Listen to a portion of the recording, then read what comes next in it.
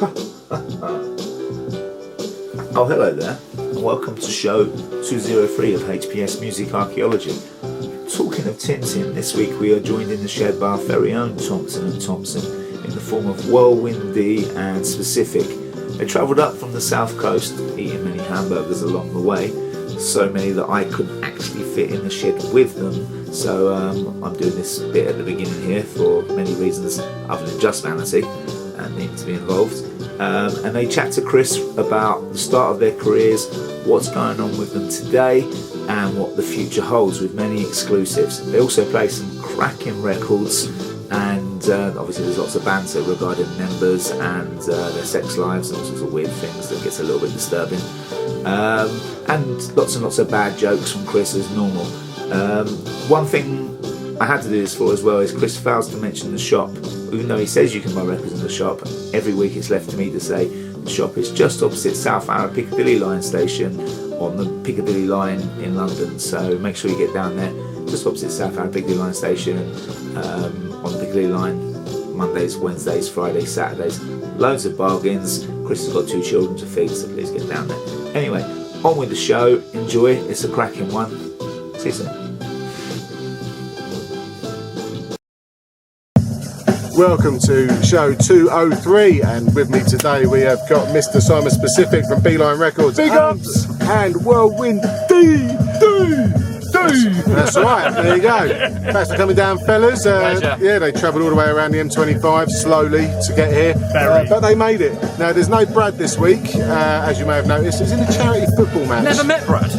No, I know. He's a shy type. Is he? Yeah, he's a we shy know him type. He's scared of us.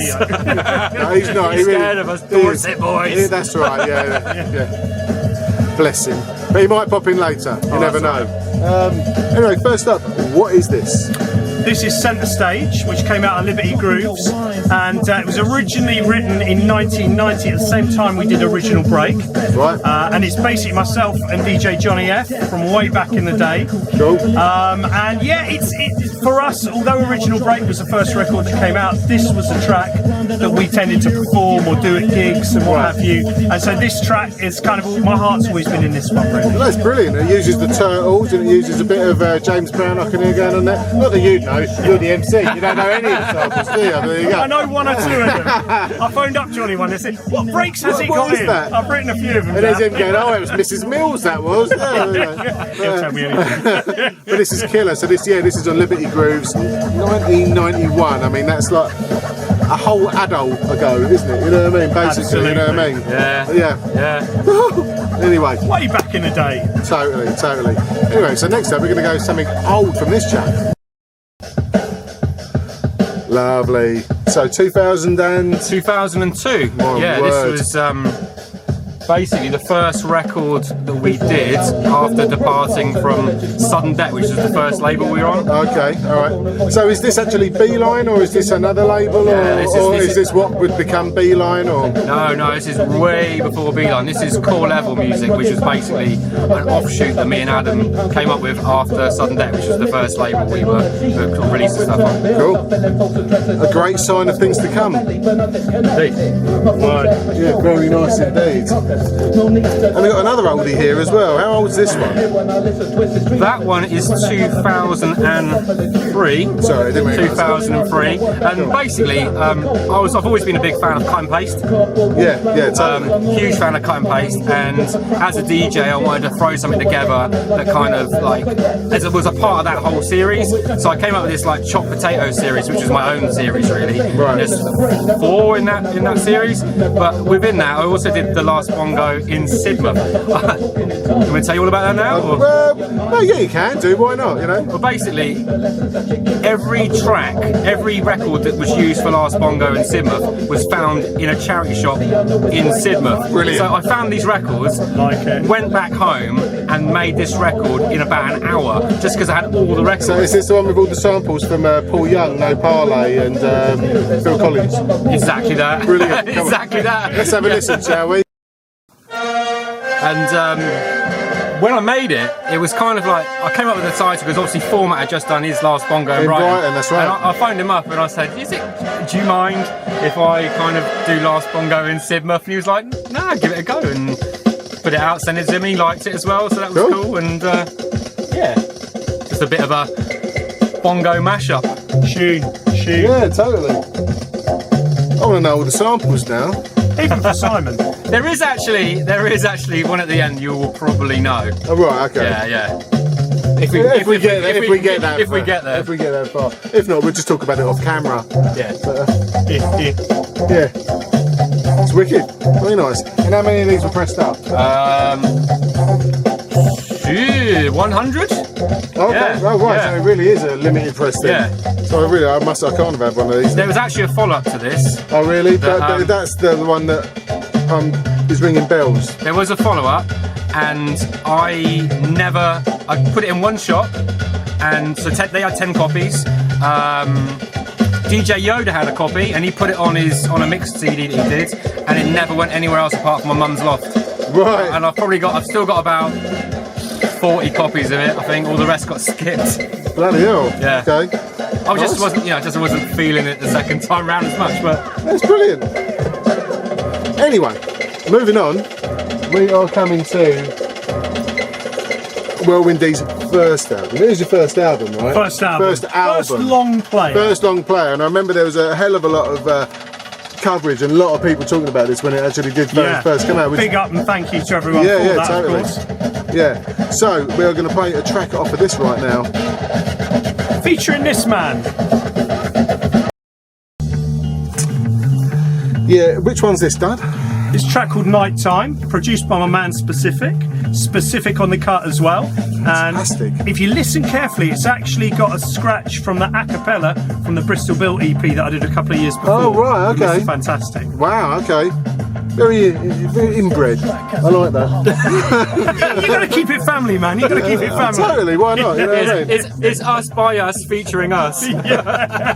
It was quite weird scratching up my own vocal. Yeah. You're not going to get any sample issues. But it's a nice, I mean, it's gatefold, it's a nice product. I mean, which I think makes a lot of sense these days, doesn't it? Because people really want to be sort of like getting something that's... Well, a record special. It is special. I've got to big up Mr. Crumb for that as well. Right, of course, phenomenal work. Yeah. Totally, yeah. Yeah, if there's one thing about Dudley, he spends a lot of time with the detail. Yeah, walking. Do you know there are about 8 different versions of this cover, really? And we actually did them with the banner at the top. I've got them somewhere on my hard drive. Oh, cool. And we had to between us decide which one we wanted to go with. Fantastic. No, it's amazing. And obviously you've got Phil Most Chill on here, Chrome and Hill inspired. Absolutely. Insane, and Truck as well. Phil Most Chill, he gets everywhere, doesn't he? Bless him. Yeah, cool. No. But no, real pleasure. Big up to this man for putting it out on Beeline as well. Totally. It's huge. Right, next up, we have got...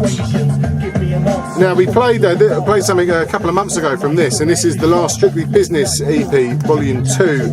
And am I right, and this is all US artists? It is, yeah. I mean, basically, I hooked up with Tim Aldous of Strictly Business Radio, and he is so in tune with like the US underground as far as, he's scouring the internet for music all the time. And it's him who brought this project to the table. Right. So EP 1 and 2 are off the back of Tim's hard work, really. Right. I kind of was just really involved more in the production process and of course the selling of it process. But his selection skills and his relationships with the artists is just incredible. Cool. And they are pretty much from all over the States as well, aren't they? So proper underground sort of stuff. Some big names on there too. Yeah. Sorry. Beautiful snot green colour as well, which I think we did actually talk about last time. Now when we actually played, we played the Mark 7 track, but today we're going to play the A1 and Phonics Get Yours, which is a killer track. I believe they're coming over to Europe at some stage. Wow. Yeah. Well, there's definitely be some whisperings that they're on their way over. Cool. Which would be maybe you should put on a night.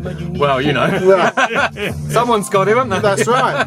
Maybe there'll be a record store there. I don't know. Yeah. Anyway, let's listen to this. This is A1 and Phonics. Have you met them?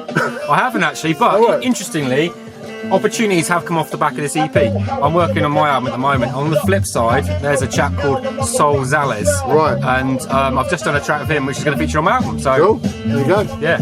Nice. Cheers, Tim. Thanks for the Which I've heard, and it's dope. There you go. Trust me. That's right. Well, it's all right for specific. Yeah. Middling. Fair to average. Okay. You know it's going to be good. Yeah, this is amazing. And I mean, the amount of stuff that you've actually got coming out. I mean, it comes out in fairly rapid. Well, you know. a lot is determined by obviously how quickly the plants can get things back. Sure. The issue that I've got is a lot of stuff is queued back. So I've continually got an amount of stuff I'm going to tap into.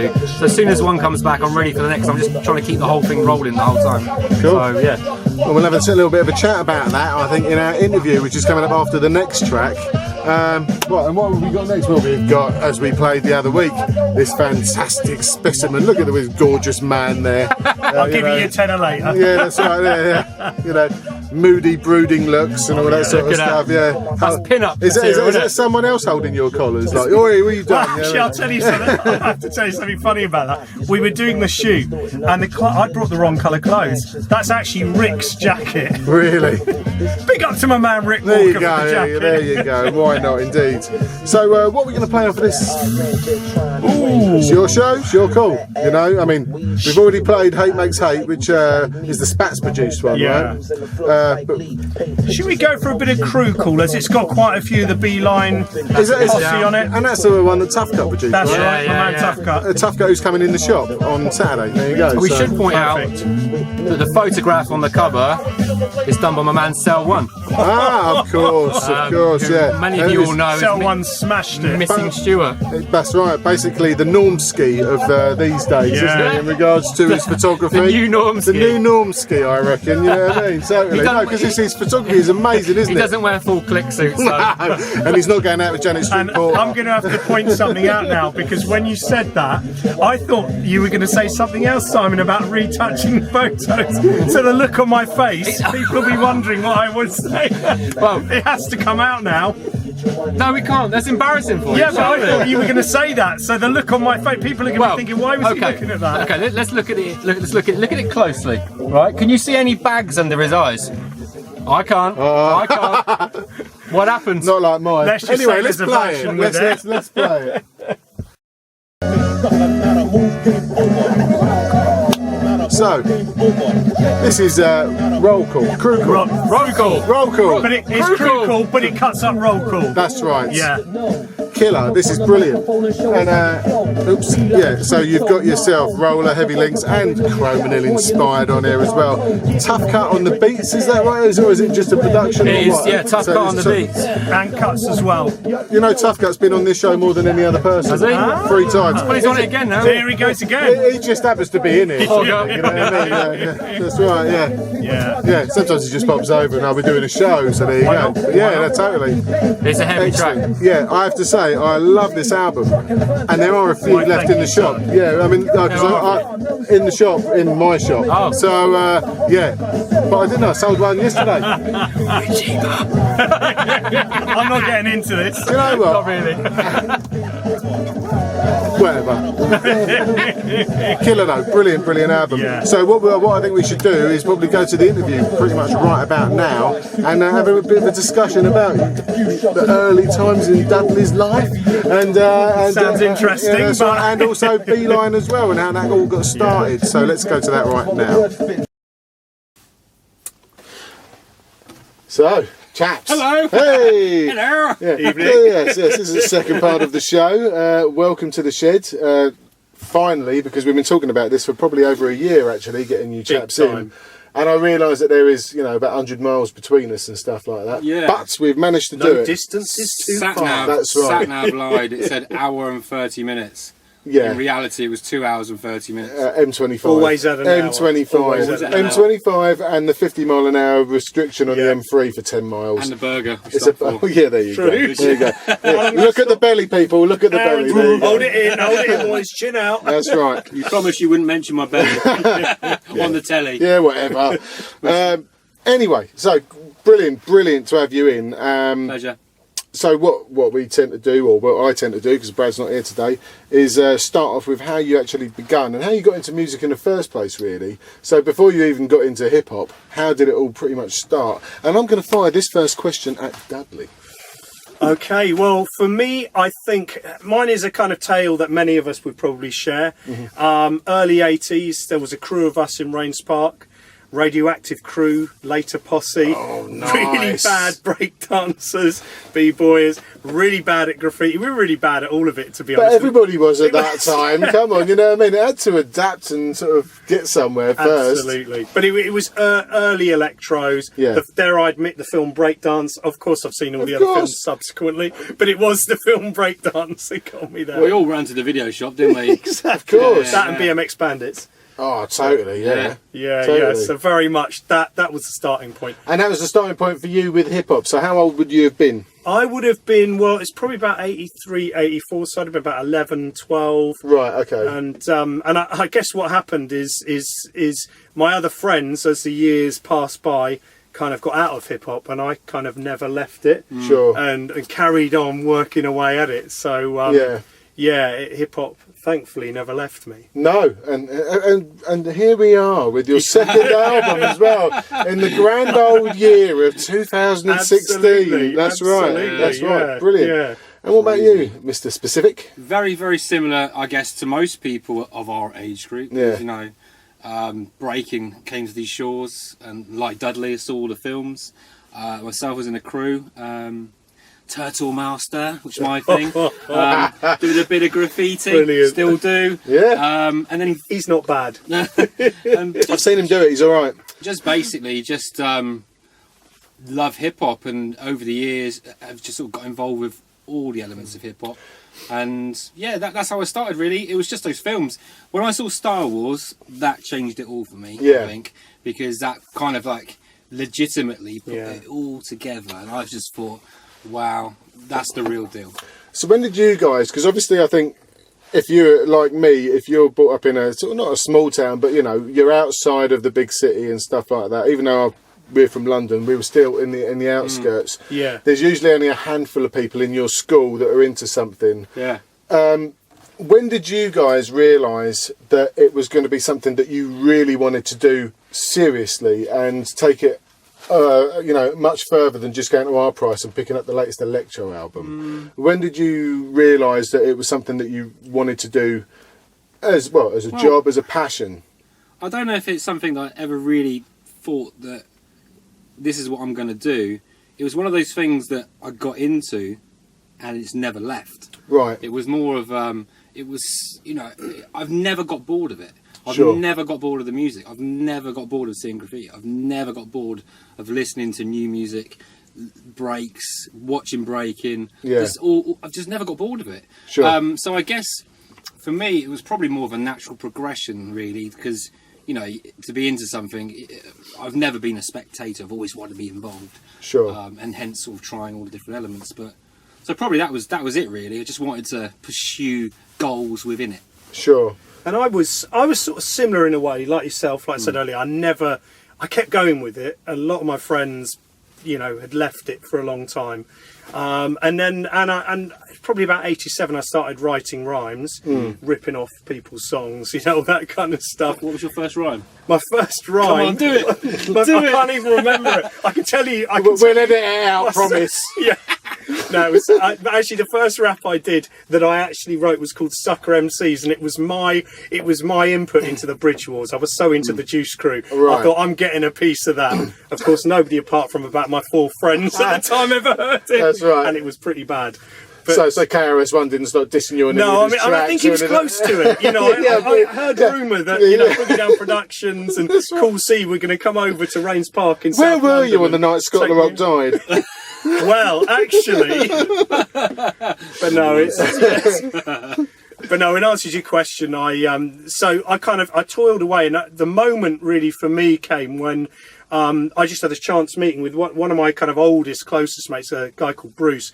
His older brother was best friends with a guy called Johnny F, and we met in 1989. And at the time, I'd sent a few demos off to people like Music of Life, and then in late 89 a very young Cold Sweat, and I was doing a bit of stuff with Angelo Starr. We'd recorded a few tracks, but nothing was really happening. And then of course I met Johnny F, and for me that's where things sort of took off.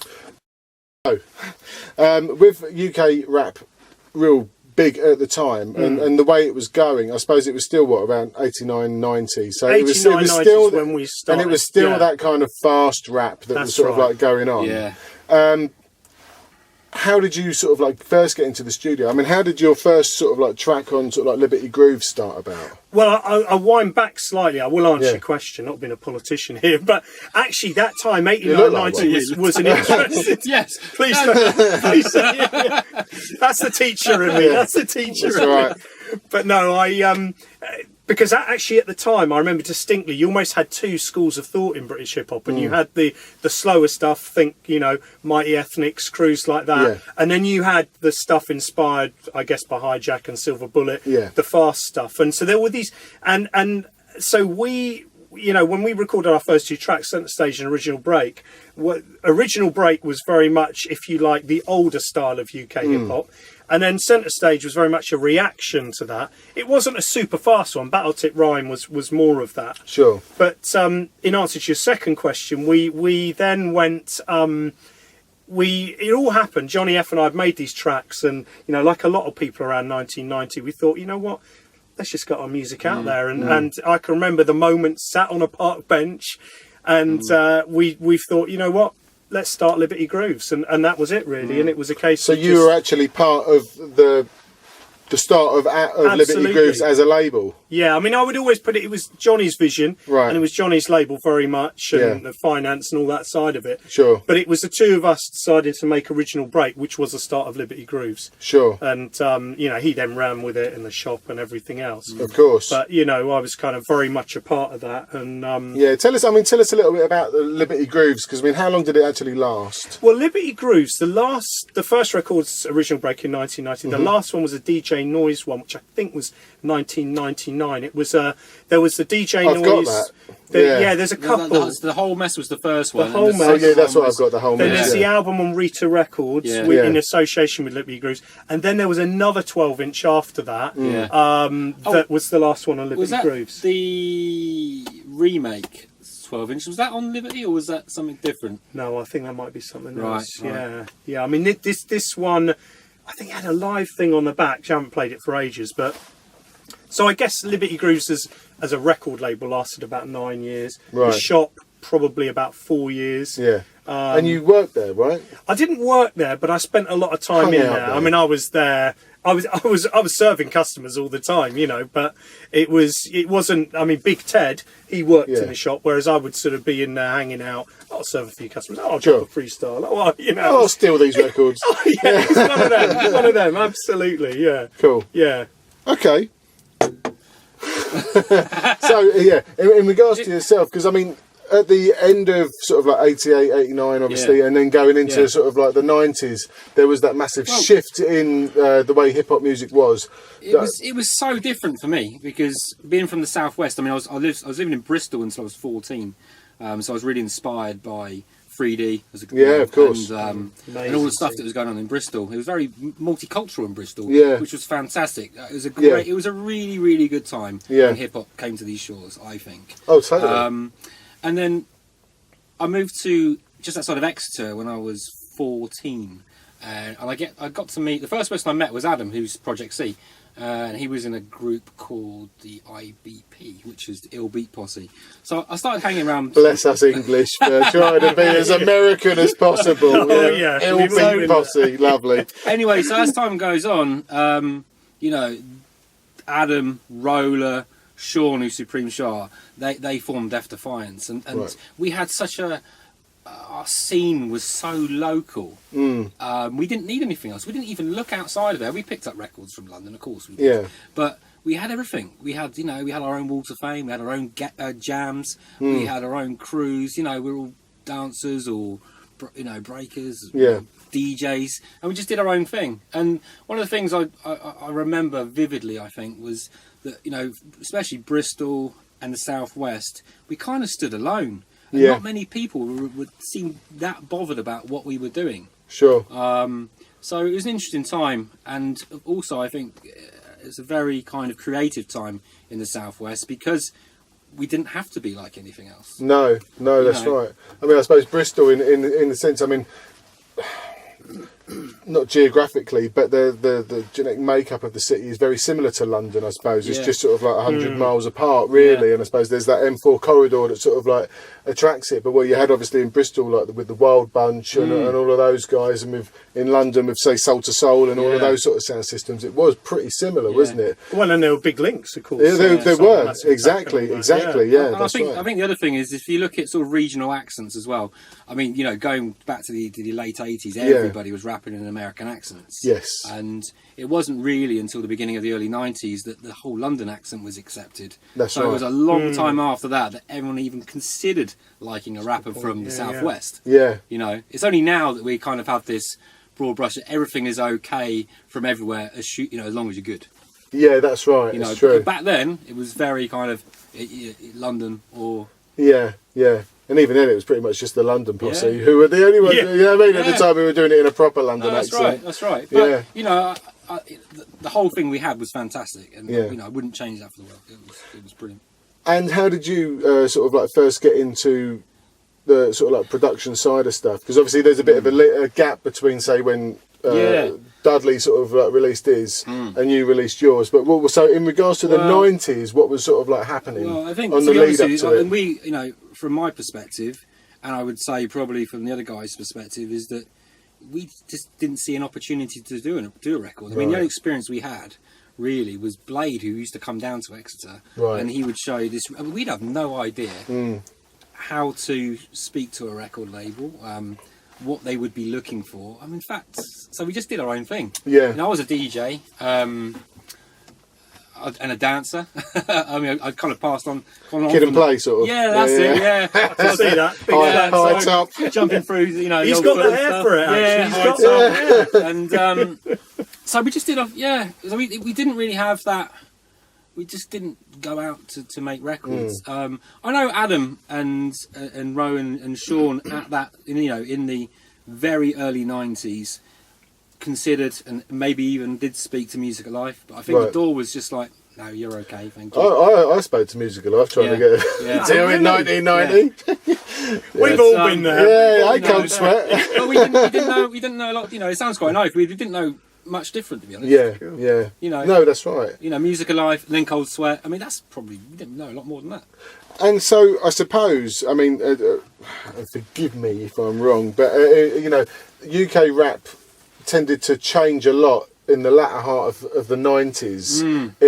Obviously the old crews stepped away and kind of grew up, I guess, you know what I mean, and you know what they were giving just wasn't wanted anymore. There was different types of music that were out there, you know, all sorts, and that's when I guess people started making their own stuff and started thinking about releasing their own types of music, and I suppose people growing up a little bit and kind of trying to sort of recreate some of the hip hop that they really liked from the 80s again. That's exactly where I came into play, really. And that was, you know, we'd all grown up a bit, had jobs, so we had the ability to, you know, to get some money together. And we'd seen the kind of blueprint that was done before, and we thought, right, do you know what?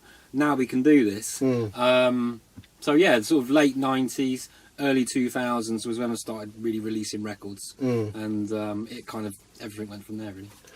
And after Liberty Groove, sort of like, I mean, and what sort of output were you doing after that sort of like folded? Obviously, you know, you had a few releases and stuff, but then there was a little bit of time before new stuff came out. I've like I said earlier, I guess I'm a bit one track, but I've just always loved hip hop. I've always been a record collector. I've always written rhymes right from a kid before I knew it was rap, you know. Yeah. And I carried on really rapping over instrumentals. I mean, we kind of, the whole Liberty Grooves thing for me, I was very much with Johnny, but by that time I was living on the South Coast. Right. And up to about 96, I did quite a few gigs in the South Coast. There's a few different guys I performed with. We didn't release anything else. And then I kind of, I guess, took the sensible route and, you know, got into the world of teaching. But I kept my eye in, you know, I still wrote, I still listened to the music passionately. And then it was really probably around 2000, 2001, I got involved in the magazine business and started writing for Undercover Magazine. That's right, yeah. Various other so things. Got a few of them over there, actually. Have you? Yeah. Rhyme travel. Yeah. I'll have to get you to sign a few bits. yeah, well, we'll get on to Record Collector magazine later on, chaps. But okay, that's in a way what got me back into it, because I started meeting people again, and you know, it was that kind of thing, really. And with your actual sort of like early releases in sort of like 2001 and stuff like that, how were they received? How many did you press up? And you know, how did it go down? I mean, and this is obviously before Beeline even came into existence. Well, the thing is, Adam was living in London, then he moved to Cheltenham. Then we said, well, do you know what, we're going to start making some music, and then it was pretty well received. We did a few gigs. We thought, do you know what? Let's put a record out, and we did. Had some good reviews in Undercover magazine. Not by me. I hasten to add. Bollocks. Very good. What happened, which was a complete shock, really, because we were sort of doing it. I don't know, because we loved it, and all of a sudden there was this huge interest, and we were doing gigs all over the place. We were travelling up and down the country, which was a real surprise. You know, Birmingham, Manchester. You know, Gloucester, all over doing gigs, and people were buying our records. How many did we do? I think 500 at a time, something like that. Which is good, and because it keeps the demand high, but you know the costs low, I suppose. No, that's right. And it was at the time again. I mean, we were I suppose we were a little bit naive at the time, but it went well. It went well, right? You know, and. When did you start getting back onto wax? Well, like I say, I was writing for a number of magazines, Record Collector, etc. And I have to say, the internet was incredible. It kind of linked me up with lots of people. Yeah. And yeah, I mean, I did a track with Undercover magazine in about 2004. I was always hungry to get my music out there, but I didn't necessarily have the people to work with. But I think it was 2009 when Diggers with Gratitude are around, and Diggers with still are, of course, and they were putting out unreleased stuff. And at the time, Arrow, I was good friends with Arrow, as in graph writer, First Down, and I was helping him with some tracks for the Crown Jewels. And one of the tracks we decided to put on, or he decided to put on, was Centre Stage. Right. And I had the very first 1990 rough demo version of it. And I gave it to him, and he put it on it. And I was obviously really pleased to see it on there, because I'd regretted never actually releasing that at the time. And then I got a call from a guy called Skimrock, who you'll know his name. And Skim phoned me up. I'd never met the bloke, and just said, whoa, that track was amazing. You know, it was really, and it put a seed in my head, and I thought, actually, you know what, all these guys, why don't I? And I was nervous, to be honest, because I thought, I'm going to do this, and it may be a complete flop. But I contacted Johnny F. He was up for me doing it, because it was a big regret that was due to come out. That was due to be Libo 03, and so it was kind of setting a right, as it were. And we did the record, and it sold out in about 2 weeks. It was unbelievable. Nice. And it really gave me the boost, and that really was the time that things started again. I didn't even know Dudley at the time, and I went up to Bristol to see my good friend Dr. Crime, who's a record collector from up there. Yeah. And I walked in the door at his place. He goes, I've got so much good stuff to play you. And he goes, have a look at this. And he goes, check this record out. It's some guys from Manchester. And it was Dudley's record. Obviously, not from Manchester at all, but it's in the accent. He was like, can you believe this never got released at the time? And I was like, yeah, it's pretty good. It's pretty good. Yeah, it's all right. Lo and behold, is this fella, isn't it? Yeah, totally. When did you guys actually first link up? It was through Finchy, actually. Yeah. Oh, really? Basically, when the whole Beeline thing started to take shape, Finchy is a man who's known for his networking. He's pretty good. He's pretty good, although he's been a bit quiet of late. Yeah, yes. But he introduced me to Dudley and said, we've got this Whirlwind D, who lives in the New Forest. So I'm giving your address away. He lives in the forest. The proper hip hop in the forest. And, proper. The front said, sleeve of his first album weren't a joke. That's where he is. He said, behind a bush. Let's get him on our next track, because this is the follow-up to the single. It would be on the EP. And sure enough, Dudley was keen. He heard the beat, which obviously features the break. It was all right. That we're playing later on in the show. Of course. And it went from there. So we met and we kind of got on, didn't we? Yeah, absolutely. It was one of those kind of meetings where we sat there and talked hip hop for like about 5 hours. And then literally it tends to happen, doesn't it? every day since that point, I reckon we must have a 2-hour conversation. Yeah, my wife calls him my second wife. I get him so much. Yeah. Oh, it's Simon. I'll go upstairs, then leave you two to it. So what you wearing? Yeah. Cool. So yeah, it was a good meeting, and obviously from that meeting, I mean, Dudley's been very. He's done so much for the label as well. You know, he's as much a part of the label as I am, really. So yeah. And how long has the label actually been going? Well, in theory, the label. I first found out about the label when Dan was selling the Beans record, which was summer of 2012. Right. And there's an interesting link up there, isn't there? Because before I'd met you, and Dan and Darren were thinking of putting out that record. Yeah. Darren had phoned me up, asking me about putting records out and stuff. Right. And I only knew him just through the internet and stuff. Yeah. And we had this long chat. Off he went, put the record out. And it's just a weird. I think that that's the hip hop community. I mean, I know Dan. Dan used to promote a club in Cheltenham, and when me and Adam were doing the whole Specifik Project C thing back in early 2000. He used to put us on. We used to warm up spots there at his event, you know, for the likes of, Black Twang and Robbie P and all that sort of stuff. So I knew Dan for years, and all of a sudden he's got this radio show and he's putting this record out, and that's the start of Beeline. Yeah. So, and since then there's been a huge amount of releases, isn't there? Really? Well, I mean, big up this man. big up this man. No, but and it's good though, because no one. Not that anybody ever would, but there's always a new release coming out, and it's brilliant, and it seems to have snapped off into other labels in the UK that are doing, trying to keep up, I suppose. But I mean, there's some. I mean, right about now, these last 5 years, there's been an amazing output. Phenomenal time, isn't it? It really is. I mean, it's kind of special. I kind of don't do things by halves. When I do something, I kind of chuck myself at it full on, almost to the point where it's a bit obsessive.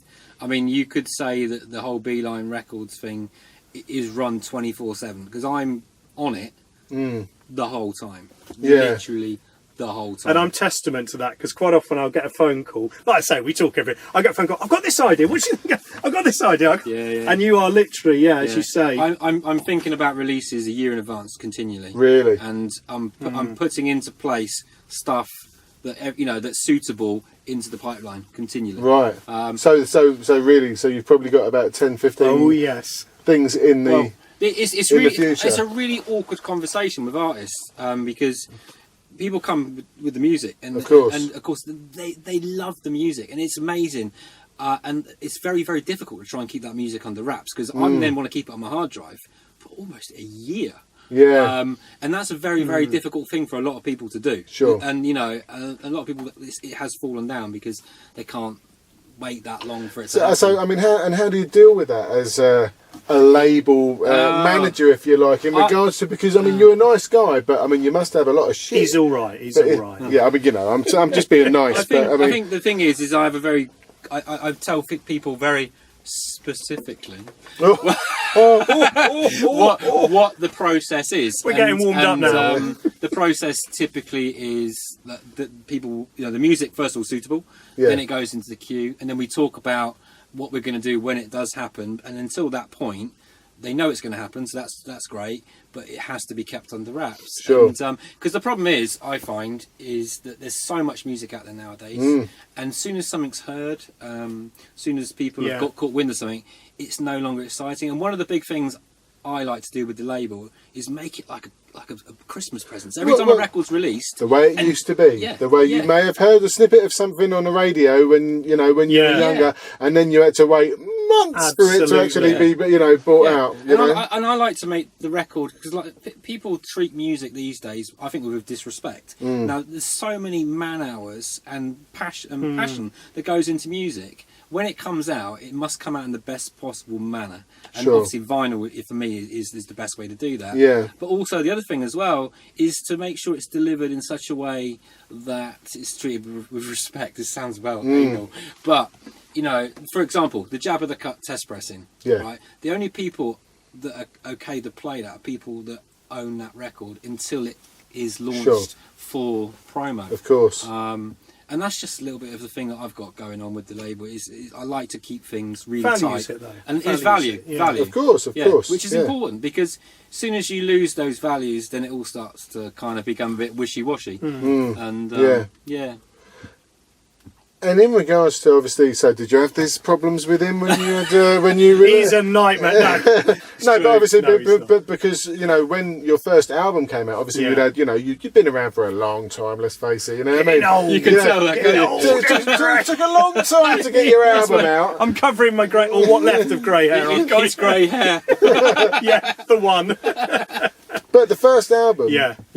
was massive. Let's face it, it was brilliant. It was a beautiful I was package. blown away. I was blown away by it came out. I mean, what is it? A couple of years ago now, I suppose. About this time, 2014. Yeah, It was so- March 2014. I Yeah. know my shit. But so a couple of years ago, it came out. I mean, and let's face it, I mean, everybody sort of like loved it, jumped upon it. I mean, I'd never seen so much stuff because, I mean, obviously, we do this show and we've been doing it for say 4 years. So we're kind of in the scene, you know what I mean? We kind of know people and stuff like that. But I mean, just sort of like being in that community of people that there is.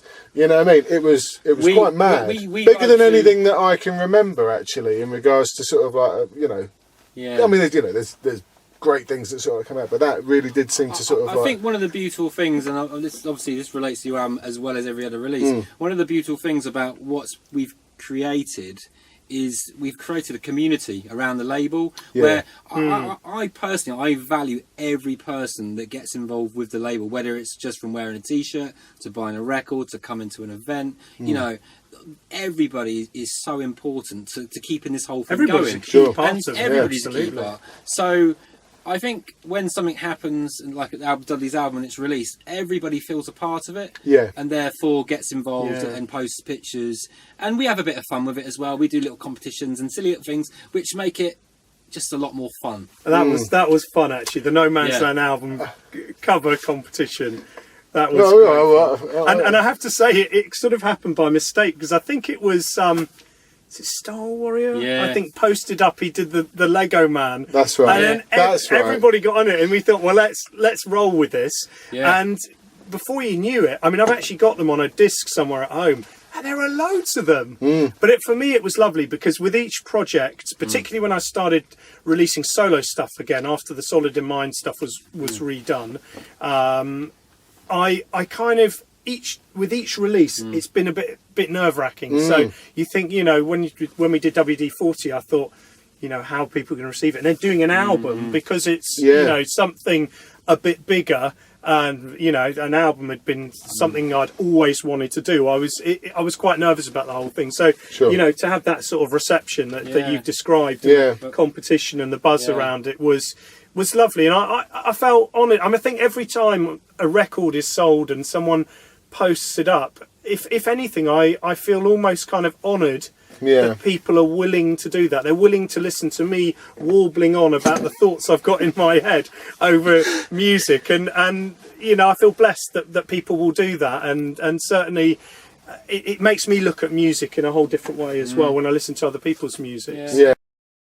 I was saying, we had some fun with the Chromally Inspired album with yourself. That's right, when that album came out, again, I like to do something that's a bit quirky and a bit bizarre. Yeah. And obviously I'd met you by this point. That's right, And immediately I'd taken a bit of a shine for what you're doing in terms of the show, the shop, the music. And I thought, do you know what? That would be the best place to hide the record, because you had a new it was a new shop at the time. It was brand new, that's right. Yeah, so what we did is we obviously got the Chromally Inspired test press in, and we hid it in your shop, and we gave a few clues away. They were brilliant clues as well, that's right. And it was Steve Buckley, wasn't it, who won it in the end, who now is a regular. Yeah, comes in all the time. We bring you customers. So it was all down to that. He actually sort of like makes sure that he gets a meeting nearby so that he can come into the shop. Yeah, that's hip hop. That's middle-aged hip hop. That is right there. Totally. But we're always. I mean, he said to me tonight. So what have you got cooking up for the next album? Then what are you going to do with your album? I'm just like, I haven't thought about it yet, because these things just seem to sort of just randomly come at 3 o'clock in the morning. But in regards, actually going back a bit, in regards to the Chromally Inspired album, because they obviously were on. Well, which came first, theirs or yours? My album was first yeah, album. but the track Stronger featured Chrome and Yeah, that's Inspired, right. and there was a video for it. Yes. Yeah. And it was a brilliant track, great video. And Big then shout out to Lucas for the video. is he the Smashed guy? it. Is he the guy who did their the videos Yes, to their? did the Chrome I and met him. Inspired I ones met as him well. up in Yeah. Norwich, I think. Yeah. Yeah. Yeah, that's right. And yeah, sort of dreads. That's right, Bit of yeah. stoner. He's- Great though. He's fully immersed in the scene. Yeah. Yeah. Now he's doing stuff for all sorts of people. High I saw a focus, photograph today. I think he's hanging out with Madlib today. Really. So yeah. Oh, Mad Cool. Child. Oh, right. Mad Child. Yeah. But in regards to the Chrome and Inspired album, that had amazing reviews as well, didn't it? And also, I mean, the first track was it. You Should Know. Yes. Yeah. I mean, that blew the socks off of Yeah, everybody. amazing. I mean, I think- the video was Yeah. brilliant. You had Patty a Store sort of like going on about it to everybody who would yeah. listen. Yeah. You know what I mean? It was fantastic. Yeah, You know? yeah. I mean, to be honest, I think Mike and Bill, Chrome and Inspired, they've worked so hard. Oh, my phone's going off. Hang on a minute. Let's all right. You can see this is live. Yeah, we're not sort of. going to cut this, by the way. Even if you're talking to your wife. We're actually It's not just doing Chrome. the interview as I'm actually being filmed as we speak. Can I give you a call in a bit? All right, see you in a bit. Bye. Love you. Bye. Love you too. Where was Brilliant. I? Yeah, so they were working so hard, doing the CDs obviously initially, and then putting out the records, and of course then the 7-inch. They were doing shows all the time, and to be honest with you, I think their show is possibly even now one of the best live shows that you'll see. Ditto. Right. You will see, and they've got they have such a following, and I think people were so looking forward to their album. Yeah. When it came out, Yeah. it was unbelievable. Yeah. I mean, that album sold out very quickly. Phenomenal. I've Yeah. never seen anything like it, and people were nuts for it globally as well. Oh yeah, but it was brilliant. It was, it had everything. Yeah. But like your album, it had everything that you needed. Yeah. But, you know what I mean? In an album, for you to want to listen to it at the beginning all the way to the end. Yeah. You know. Well, that is a really, really important thing. Albums are a journey, I think, and when people put a collection of songs don't make an album. An album has to be, for me, you have to put it on and listen to it every track in order. What I want to know is there going to be an R&B track, a hip house track, on A love song. a love song on any of your future Beeline releases, albums? I think it's one of the things we've not done yet, but seriously considering. Totally, yeah. I'd like to see the videos for those ones, guys. But anyway, And just going back to Chrome and Inspired, talking about as I think they're incredible as a duo, and for me actually, they kind of, and not in any way comparing my live show to theirs. I think they are one of the best in the business actually, but a big inspiration because when I started performing again in 2010, the first show I did was with Killer Instinct, Chrome and Inspired, and Def J, and I remember absolutely bricking it. And it was interesting because I'd actually rhymed with Chrome back in Liberty Grooves days in about '93. is this when he was at Deftex? Absolutely, yeah, early days of Deftex, and or early days of Deftex on vinyl anyway. Yeah. And honestly, seeing them live that time, absolute inspiration. And for me, they're always, I'm like, right, I need to try and take it to the next level. Sure. You know, it's Yeah. No. big up to them. Yeah, it was. To be honest, it was a real honour for me. Obviously, Mike got involved with mine and Ancient Finch's first single, Brilliant which was great in itself. The very fact that happened. But sort of fast forward, probably another 6 months, Mike had got to know a bit more about what I was planning with the label, and he said, "This is where I want to be." And I thought, do you know what? That for Mike to say that, that's a good thing. And Totally. yeah. And in regards to obviously, sort of the way that Beeline is going forward, you've got a new album, haven't you? Absolutely. So 2 years after the first one, which has gone in a flash. You know what I mean? And obviously a few Beeline releases in between that. But the second album, I have to say, is actually even better than the first one. That's just my personal opinion. You know what I mean? But I guess sometimes they can be worse. But but this second That's album, the way you want it to be, isn't it? it's brilliant. It's, Totally. It's so good. I think a lot of it might, because I've thought about this a lot, and I think a lot of it might come from my first album, which I was really pleased with. Love it. But my first album, if you like, in a way, had years of thoughts and things going into it. Whereas my second album's had this sort of 2-year period. I've had a couple of 7-inches out in between. That's right. And so very much, on the first album, it was, gosh, I'm getting an album out, put everything into it. This album is the same, putting everything into it. But I was very much thinking about, in a shorter time period, putting an album together, and very much thinking about the ebb and flow of the album. And for me, I think that's what's really worked on this album particularly. It's great. A few message raps in there as well, talking about the way the world is today and stuff like that. He's a pretty deep brother. Oh, he really is. It's almost going back to the early 90s again, isn't it? But you know what I mean? But no, excellent. It's such a good album, which you can pick up in the shop. Only a few left though. So in regards to so what's going ahead in the future? I mean, obviously, you know, in regards to Beeline, but also with you as well. Let me give you a quick Beeline overview. Let's do that. Exciting times, I can tell you. I suppose this is a bit of an exclusive in some ways. Exclusive, a world premiere. So let me tell you about what's coming up in the not too distant future. Sure. So the next release, which should be back next week, is the brand new Heavy Link single, and that is produced by DJ Fever and features Scorsese, and it's going to be amazing. Can't wait to get it out. After that, we have the Jab of the Cut album. Yep. I'm compiling Beeline EP Volume 4. Wow. Which is... Is there going to be some nice little special bits on that? There's special. Can you give us any little tidbits, or is it something that... I'm going to keep that one under wraps, because that's my thing. I've heard it, and I've heard some of it, and it's blimming good. Really? Blimming good? Blimming Christ. good. It must be awesome. That's how the West Country roll. And yeah, I mean, it's no secret, but I've been working on my album for about a year, and it features artists... Ballads. You know, ballads, hip house, lots of hip house. I actually, on the video breakout, a bit of Running Man. You've been waiting to do that. It's something I've been, you know, for me, now's the right time to do. I'm lucky enough to be in a position to get a lot of people involved. Sure. I've always wanted to get involved, and I feel like I've crafted a product that actually I'm going to be, really proud of. Cool. And, your Oxygen on there. Excellent. The usual suspects. Shed Friend. Hurdley, Crow, Roller, all the He had to usual. persuade all me. your mates. I paid them all. Yeah, Gave me a pack of Pringles. I said, all right, go on. Yeah. Oh, well, it's a that's brilliant album. So it's nearly there, and I'm really proud of it. Excellent. Another side project, which is coming up very, very shortly, is a side label to Beeline. It's called Beeline U, and the Exclusive. The U stands for unreleased.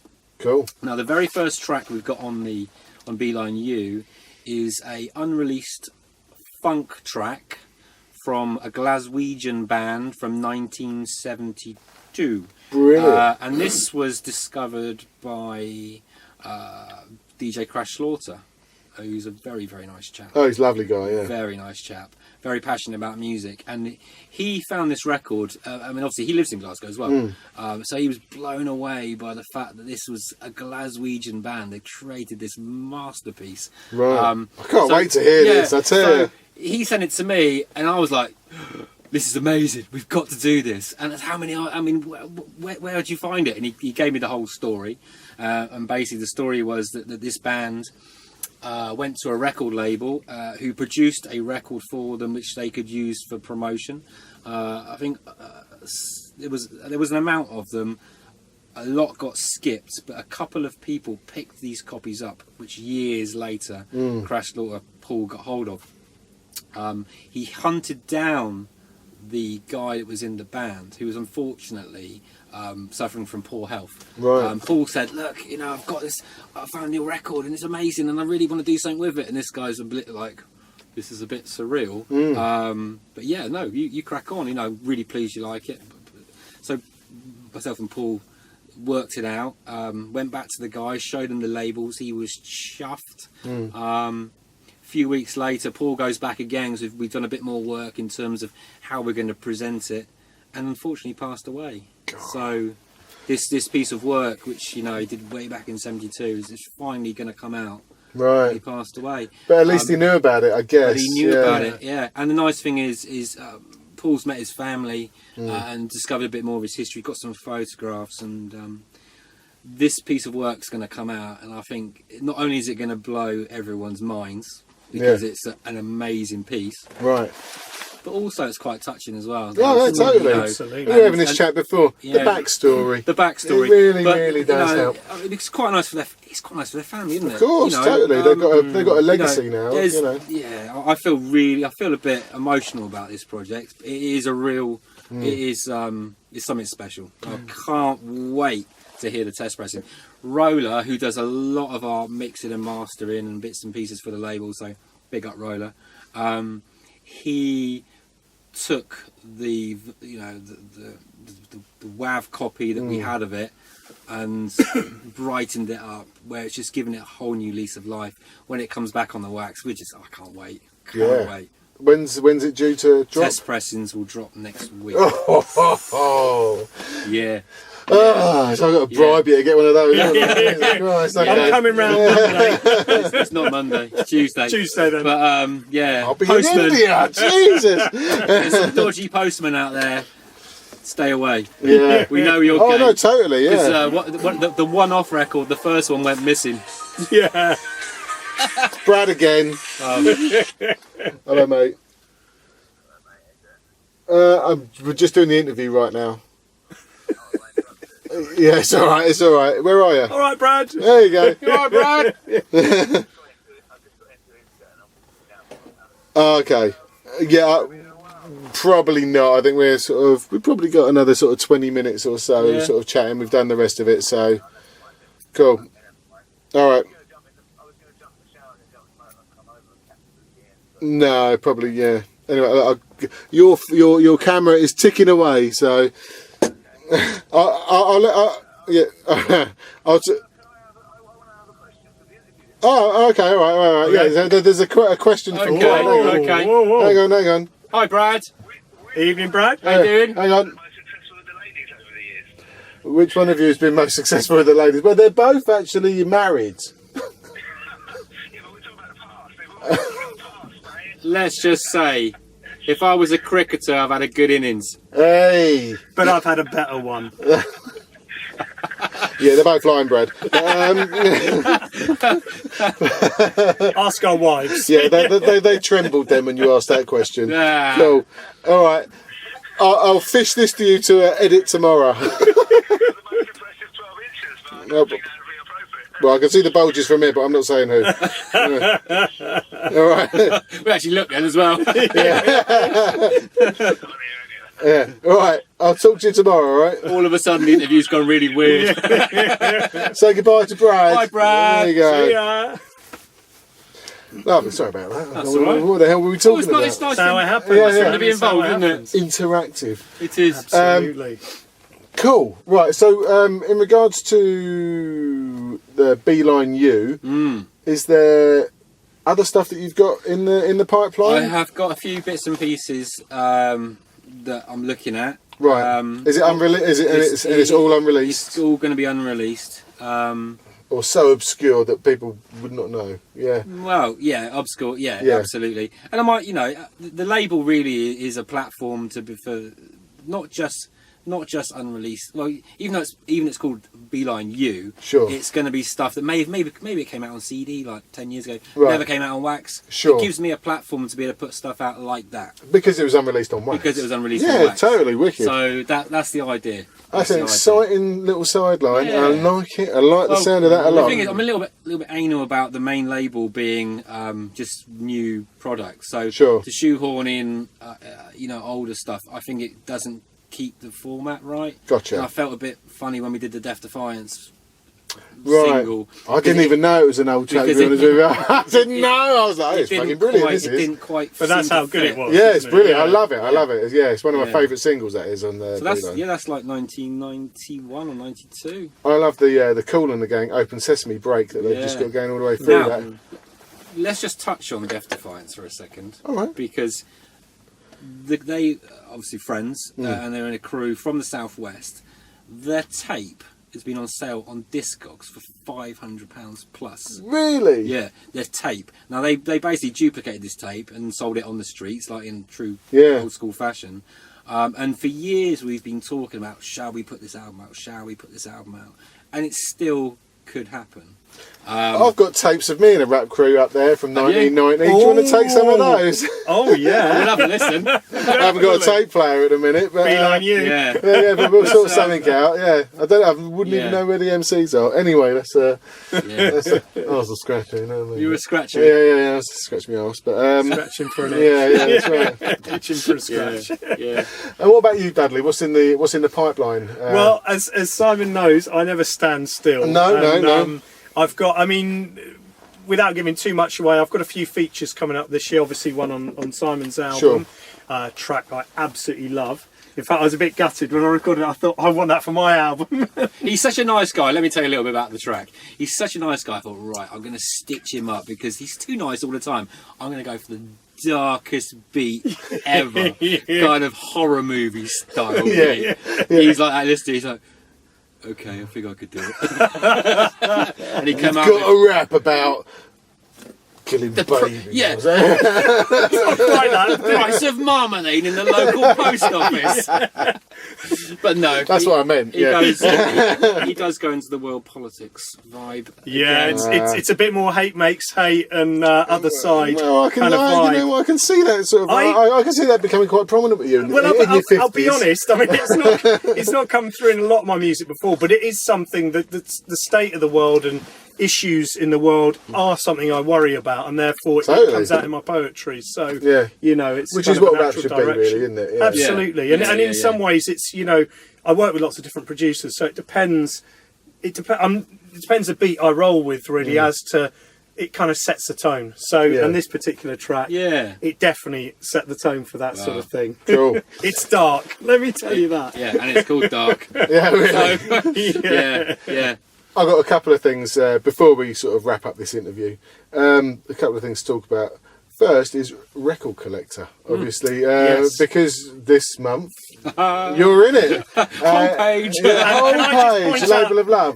It wasn't my interview, so it's not biased. It was somebody else from the magazine interviewed. Sure. No, of course. But no, brilliant. I was really, really chuffed to have that opportunity. Yeah, cool. And I think it's a bit of a testament to the label's position. Absolutely. And I can't take all the credit for the hard work, by the way, because the label basically is everybody that supports it and features on it and helps out with it. There's a lot of people behind the scenes. Like I said earlier on, Matty that does graphics, Absolutely. Stuart that takes some photographs, Rick's been doing graphics, Dudley works night and day promoting it, talking about it, living it. And Roller obviously spends hours linchpin kind of fine-tuning the tracks and making it happen. Of course, without all these people, the label wouldn't exist. And, no, of course. But I will just point out at this point, you are right, it's a huge team effort. But, people use the word hardest working man in hip-hop. It gets thrown around, it's a cliche. But that really does describe you, your passion and hard. I don't mean to get all cheesy here, but you do work incredibly hard. Just waiting for you guys to have a big hug in a minute. Props where props are due. No, of course. No, totally. Considering that you're both in full-time work as well. Yeah. Yes. 3 children. 3 children. 1 dog. That's just crazy. 2 children. So I've got 2 kids. Work 12 hours a day. But yeah, Jesus, no, fair play. My hat off to you. But you actually contribute to Record Collector magazine as well, don't you? In regards to the price guide, and obviously, this show is about vinyl. Let's, so in regards to sort of like collecting and stuff. So you've got a fairly unrivaled hip hop collection, haven't you? I'm quite a bit. It's quite a refined collection. It's not the biggest. It's a fairly big record collection. It's not how big it is. It's where you put it. But it's quality. But, exactly. But yeah, no, I've been writing for Record. I think it was 2004. I started writing for them. Right. I was writing for Undercover at the time, and I think I read something somewhere about they were looking for someone to do with hip hop. I got in contact, put an idea across. And I felt slightly uncomfortable at first writing about values, because let's face it, if you print a value in a magazine, it's only worth that for the second it's in. Sure. What a lovely interview. And this is something that ain't out yet, but it will be by the time this comes out, maybe. Hopefully, yeah. Yeah, there you go. In theory, if everything goes to plan, next week, the brand new single by Heavy Links featuring Scorsese. Lovely. Very Big nice. ups, Heavy Links. Who's it on the cut? Is it? DJ Fever. Ah, there you go. Out to Ville. Very nice, very nice. Yeah, killer. This is the test pressing, but we do have a nice little glimpse of the sleeve there. Nicely done as well. Big up, mate, Tibbs. Yeah. Every time on the Totally. on a design. Cool. Smashes it. Yeah, excellent, excellent. I should point out that the actual main release will come in a generic sleeve. Typically, for every release, we do a special sleeve for every test pressing. That's why the Jab of the Cut record, Right. which we'll play in a minute, has got a completely different cover than the the finished product. Than the finished product. I'm looking forward to this, I have to say. Yeah, well, don't know what one we're going to play, but I'm looking forward Funky to it. fresh. Yeah, this is killer, this is. And so up next we've got this. This is the new one from DJ Jab of the Cut, Fingertip Music. Yeah. Yeah, so what one are we going to play from this? I think we should just take a random, to be Let's honest. take a random. That's a random. Drop the needle. Are there Drop the MCs on this, or is it instrumental? This is basically a DJ-led album that is, there's basically all the tracks bar one, I believe, have got MCs on, and there's one DJ track which is phenomenal. It is I reckon we should play that. phenomenal. I reckon we should play that. Cool, let's go. Big up Jab of the Cut. That's right. Big ups. That's right. This is the next big album on the label. Awesome. Love a DJ. Love a DJ cut. Oh yeah. Someone's calling me up. Hang on a second. It's Brad. Brad's on the phone. Hello, Brad. We're actually filming. Are you coming?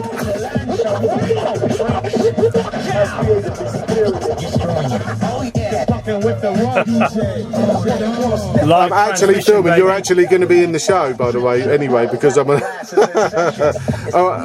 We'll be here for a while. We haven't done the interview yet. My clothes are on. It's true. Yeah. Just. Yeah. It's all right.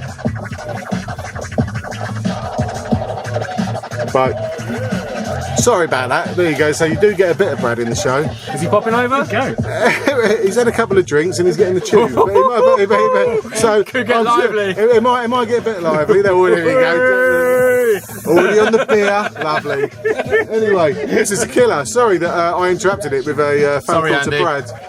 But yeah, excellent. And this is Agent Finch's brother, right? That's right. Yeah, that's right. Yeah.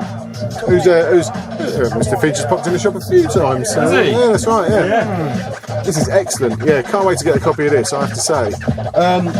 So, next up, and the last song from these fine gentlemen actually, is the break that Simon used for Dudley's track, right? And what track was it? And what was the track that you... The track was called Broadway. Broadway. So let's go with our break of the week for Broadway.